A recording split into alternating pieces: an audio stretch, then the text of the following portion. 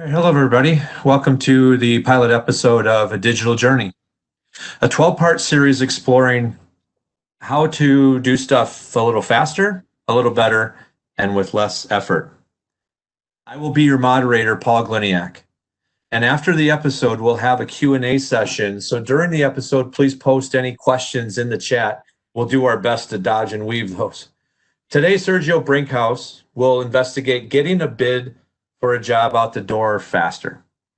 Sometimes a big opportunity comes in fast, and really the only way to succeed is to respond in kind. So now we'll show you our take on the darker arts of project estimation. For example, a poor estimation is often a combination of poorly defined specifications, kidding oneself of one owns common sense, and also really bad or incomplete data. Sergio will attempt to figure out a different way to do an estimate, and now Sergio will talk. Thank you, Paul, and thank you everyone for joining today. So let's get right to it. Topic of the day, bidding fast. So one of the biggest things that we have in today's industry is bidding processes. And of course, when the bidding process comes in, or when the request for a bid comes in, there's a lot of things that we have to do, a lot of juggling that we need to take into consideration. There's a lot of issues between having, mediums that don't allow for a smooth process. We have processes in place, but they don't necessarily communicate with each other properly. One of the biggest issues that we have also that we don't necessarily realize it, but we have this concept of digitizing our data as opposed to digitalizing our data. So what's the difference? When you digitize something, is basically like scanning. You scan a document or you scan something, it turns into a pixelated object that is technically static and nothing, it's just a digital format or a digitized format. When we move into digitalization, that's when we grab that document, but we scan it using an OCR type technology. And for those of you who are not familiar with it, it's basically grabbing that information and making it accessible. So we can grab the data internally that's inside that document, and we can actually utilize it in different facets and different areas. Technically, not having to repeat to input this information in another environment. And of course, digitalization improves efficiency and productivity. This is key. So it allows for your company to be ahead of the competition and move quicker to be able to successfully get this bid out the door as soon as possible. So what's today's bidding process that we have in place right now? So most industries usually operate in the same format. Basically, we have some research and planning, and we're basically going through with different department heads, and we're exchanging data, whether it be an Excel spreadsheet, a text file, an email, Visio, or maybe some kind of drafting tool that we have where we're sharing this information back and forth. We're also accessing the manufacturing team where we have high-level people who can explain to us if these things are possible or not, and how long it would take. So there's a lot of juggling and a lot of time being spent to do this. So what happens in these cases? We end up with key challenges. We end up with time constraints because we're juggling this information back and forth with no true medium that allows for this information to be transferred seamlessly. Therefore, there's time constraints. The specialist's availability, the guy who knows it all, who has this information stored in his brain, and he's the one that's been working in this kind of environment for multiple years. We need his input. Time lost when we're using archaic tools. If we're using Excel spreadsheets, we're using text files, we're using old ways of processing in order to get that information across, which initially works, but it doesn't help in the process to get something out quicker, in this case for my bid. And of course, these costs and estimations are also key factors that we have to take into consideration, because since we don't have this data properly, arranged in a format, then we're kind of eyeballing the estimation, and we're saying, okay, we're going to pad ourselves with this much percentage. And sometimes we take a chance, because what ends up happening most of the times is that we go over, and this is not good for the company because we end up losing money. Also, the specialist's wage, since he's more knowledgeable, he has a tendency to be a little bit more expensive.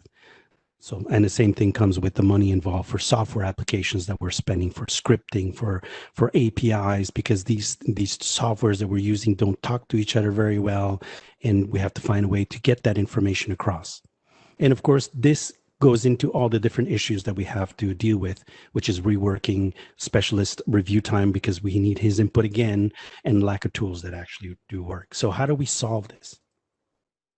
So one of the concepts that we look into is tools. And a wise man once said, the challenge is the tools out there. So there is no tools that really help us to combine all that knowledge that we've accumulated and turn it into a usable way that we can use for a quoting process. We highly recommend you to when you take the time and listen to our product manager, which we had a chance to speak with, Sean Mulheron. We can give you the link basically after, maybe in the chat, and tell you where to listen to that podcast that we did with him. So we highly recommend you guys to take a listen and see what he has to say. And of course, having this pre-planning environment is what will allow the symphony to actually make beautiful music. So how do we get to that level? We need to understand what's going on right now. So we know for a fact that you guys already have some process engineering done. It's been years that you guys have worked in process. You've done these schematics, you've done these layouts. You have that information, and you have this knowledge base that you've accumulated, this experience. We know that you have lists and spreadsheets. We know that you have CAD drawings, schematics. You conceptualize these machines in the past. This level of experience is something that we can digitalize. And of course, the mechanical concepts also can come into play. So technically, what we're trying to explain or express here is turn your data into a digitalized format. Grab all that information that you've accumulated in different formats, take all that experience level and all that expertise that you've acquired throughout the years, and turn that into a planning object. From within inside the EPLAN space, this planning object is exactly that.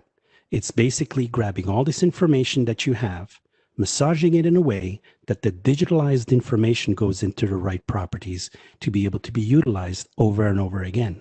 And due to the fact that it's segmented, this really helps you in the customization of the different products that you need to output. So this is something that we're really looking forward to having. So what happens? In a bidding war, there is no more competition. We're using smart tools. We're grabbing that information. We're sharing it with different department heads in a logical and a digitalized kind of way, in a more smart application way of processing. And now winning a bid is now your thing. This is what you're good at now.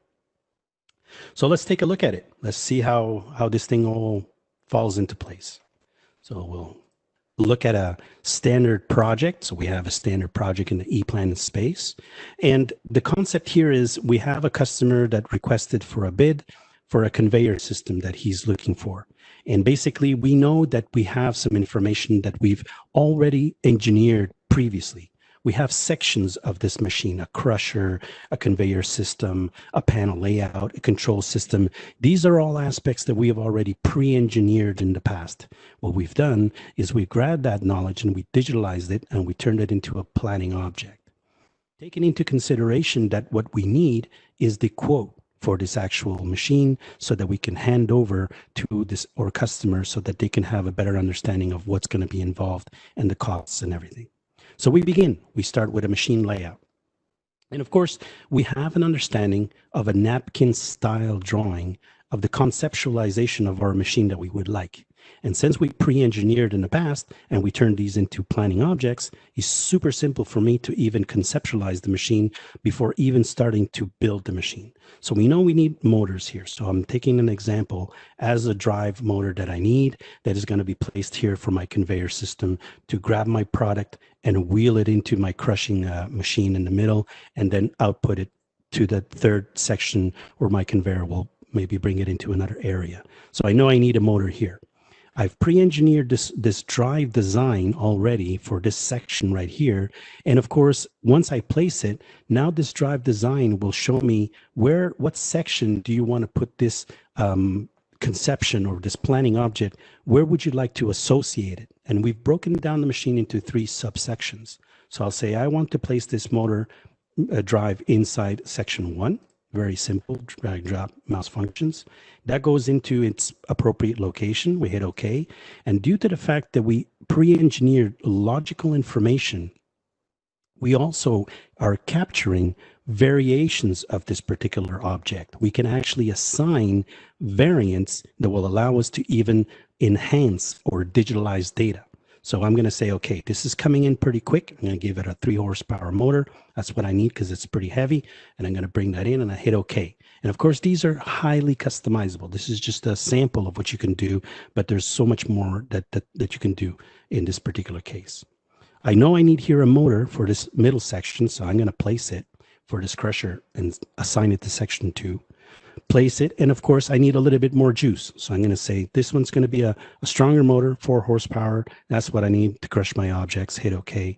And of course, I'm going to go here for my end section of my conveyor system, and I'm going to say I'm going to need another drive for section 3, and assign it, and hit OK. And this is going to be a little bit more, more relaxed. I'm just going to bring in a 2 horsepower because my objects are going to be smaller and so on and so forth.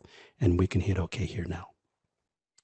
Really simple functionality of captured digitalized data that now, if I look back at my report, if I go back to my report here, it auto updates and it shows me here information residing or captured by that planning object, letting me know that for those drives, I need 1 hour planning, 4 hours of construction, 2 hours of software programming.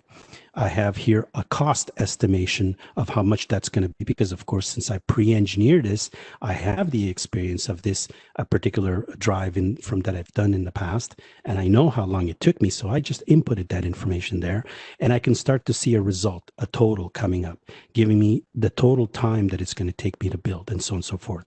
So this smart information captured in such a simplified way really enhances not only the coding processes, but pretty much all the whole conceptual idea of the engineering procedures.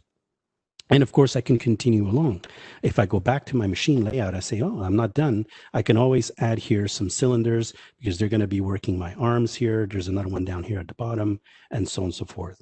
What does this look like in my planning environment? I have here my machine, my 3 sections. I have here my cylinders. They weren't assigned to the proper section yet, so I can do so even in this environment. Just simply drag and drop into section 2, and now those cylinders are associated to my section 2.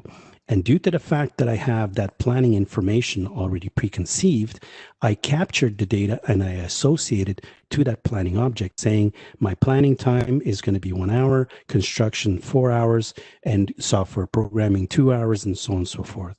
That's how I'm getting this information to be digitalized and being inputted into the proper areas where I need them to. I can even go as far as assigning PLC output data for this particular drive. I can start to assign objects such as schematic diagrams that are associated to this drive. So as you see here, if I go back to my document, now it'll expand and grow because I added more objects. The cost estimation is coming a little bit more clear to me, but I can continue along with this procedure. I can even go as far as start to do design work. I can even grab here my pre-engineered cylinder information for my cylinders that I need in my crusher section and just basically drag and drop them out. Since I've conceptualized and I pre-engineered this already before in the past and just associated to this planning object, I can drop the first cylinder, I can drop the second cylinder, I can go into the machine layout for the electrical aspects of it, and I can grab here my 2 motors and do the same thing, drag and drop it in. So how simple is that? As we say, the proof is in the pudding. And this is not necessarily anything, from another world. We're really capturing the data that you have already conceived, and we're just associating that to a planning object, making the whole thing that much more easier to work with. So as you can see here, if we look at the quote, when we're talking about the bidding wars and the bidding processes, the information that we've consumed and accumulated here and we've captured really makes this whole bidding circumstance a lot more simplified. So, well, that being said, we'll open up the lines. Paul? Thank you, Sergio. Now we'll move into our question and answer segment. So if you have any questions, please put them into the chat, and we'll take your questions as they come.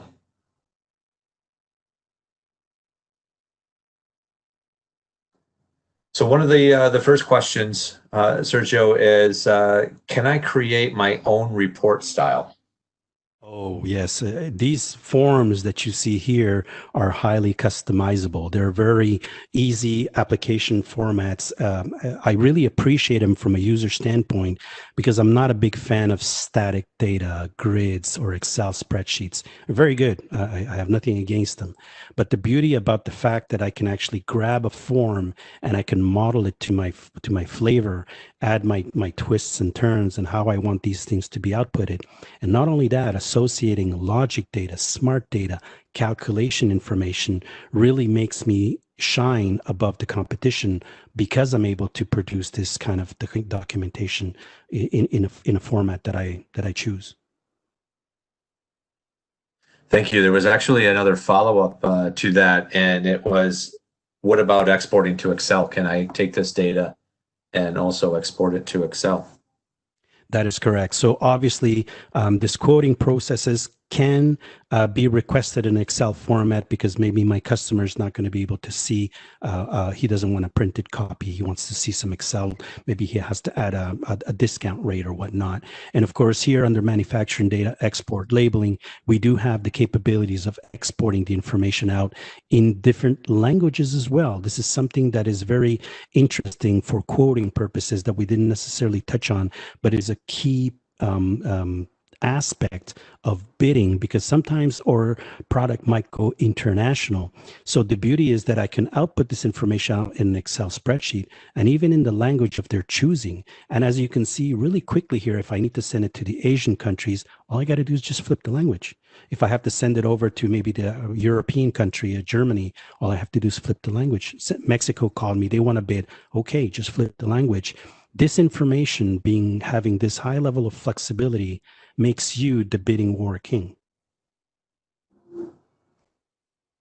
Good. Thank you. Thank you for that.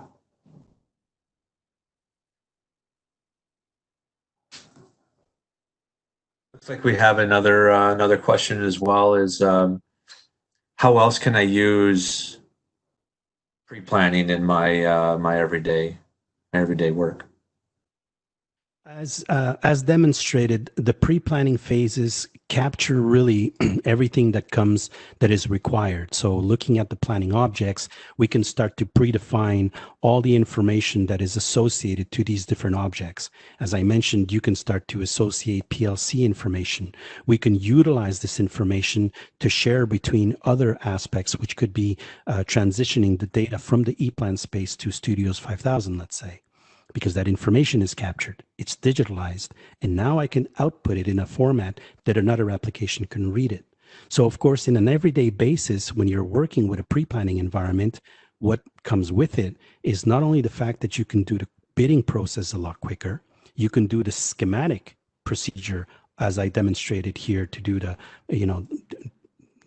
to do the electrical design, the pneumatic design. Customer wants to talk about panel layout. Sure, not a problem. We have the panel layout here. It's an empty space, but since I've preconceived this environment in the past, if I open up here a different section, we can actually create here the panel layout space that we can use to work in conjunction and start to have all that predetermined because we have macro association to it. So all this information will allow you to produce not only the workload a lot quicker, but it'll help you in all aspects of your engineering design. So there was another question here that I see that that is asking about PNIDs, that they've seen some examples of PNIDs in literature or past videos, and just wanted to know a little bit more about the PNID side. Right. The process and instrumentational information can also be captured in the pre-planning phases because these are also macros that we've pre-engineered based out of schematic designs that we've done in the past. So when you create a P&I diagram sheet, if you look at here in the P&I diagram, and we start to create objects in association with our pre-planning environment, we can also associate the P&I diagram information for those particular components. And of course, when we insert, the different symbols that we have already available for process engineering, we have here all the different literature in a symbol aspect to be able to insert these objects in seamlessly and rapidly. And the beauty about this also is the fact that this information is also translated across the platform. If this P&I diagram has a motor that is associated with a multi-line schematic, there's a link between that. If this P&I diagram is associated to maybe some fluid or some air, some pneumatics, this information is also associated. So the benefit now is that not only do you have, just P&I or process engineering, you not only have pre-planning, but it really encompasses the whole gamut of the whole product line. So in conclusion, make sure to, hopefully you guys understood the concept. So due to the fact that we grabbed all that information that we had in the past, we turned that into smart information using the EPLAN in pre-planning environment to win the bid. Having that information that now, instead of using the old ways of doing manufacturing, we have all that smart data. We can produce our machines a lot quicker with a smart and documented information that we have available. Not only that, think about the maintenance. Now, we talked about the bidding. We went into production. Now we're going into maintenance with all this information available. So the pre-planning aspect is one aspect. Winning the bid is the second one. But you still have a life cycle to take into consideration.